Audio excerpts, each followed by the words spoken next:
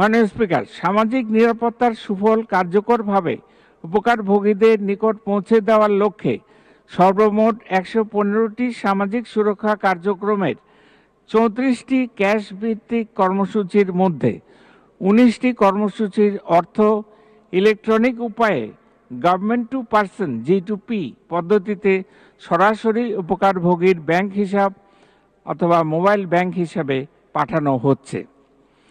প্রতিবন্ধীদের সুরক্ষায় আগামী অর্থবছরে ভাতাপ্রাপ্তের সংখ্যা ২৯ লক্ষ থেকে বৃদ্ধি করে ৩২,৩৪,০০০ জনে উন্নীত করা হবে। এছাড়া প্রতিবন্ধী শিক্ষার্থীদের জন্য উচ্চ মাধ্যমিক স্তরের উপবৃত্তির হার বিদ্যমান ৯৫০ টাকা থেকে বাড়িয়ে ১,০৫০ টাকায় উন্নীত করার সিদ্ধান্ত গ্রহণ করা হয়েছে।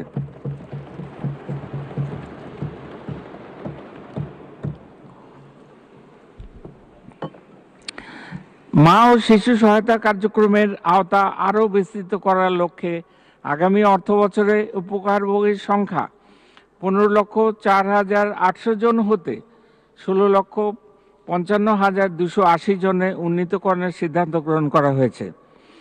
আগামী অর্থবছরে বয়স্ক ভাতাভোগীর সংখ্যা ২ লক্ষ বৃদ্ধি করে ৬০,০১,০০০ জনে উন্নীত করা হবে এবং এ বাবদ ৪,৩৫১ কোটি টাকা বরাদ্দ দেওয়ার সিদ্ধান্ত নেওয়া হয়েছে। এছাড়া ভাতাপ্রাপ্ত বিধবা ও স্বামী নিগৃহীতা মহিলার সংখ্যা বিদ্যমান ২৫,৭৫,০০০ জন থেকে বৃদ্ধি করে ২৭,৭৫,০০০ জনে উন্নীত করার সিদ্ধান্ত নেওয়া হয়েছে। বীর মুক্তিযোদ্ধাদের কল্যাণে তাদের আর্থসামাজিক অবস্থা বিবেচনায় সকল শ্রেণীর বীর মুক্তিযোদ্ধাদের মাসিক সম্মানী ভাতা ২০২১-২২ অর্থবছরে ন্যূনতম ২০,০০০ টাকায় উন্নীত করা হয়েছে। এছাড়া তাদের আবাসন নিশ্চিত করার লক্ষ্যে বিনামূল্যে ৩০,০০০ বীর নিবাস নির্মাণ করা হচ্ছে।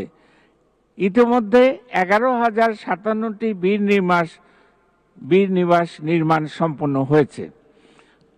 মাননীয় স্পিকার, সামাজিক নিরাপত্তামূলক কার্যক্রম পরিচালনার জন্য আগামী ২০২৪-২৫ অর্থবছরে ১,৩৬,০২৬ কোটি টাকা বরাদ্দের প্রস্তাব করছি, যা ২০২৩-২৪ অর্থবছরে ১,২৬,২৭২ কোটি টাকা ছিল।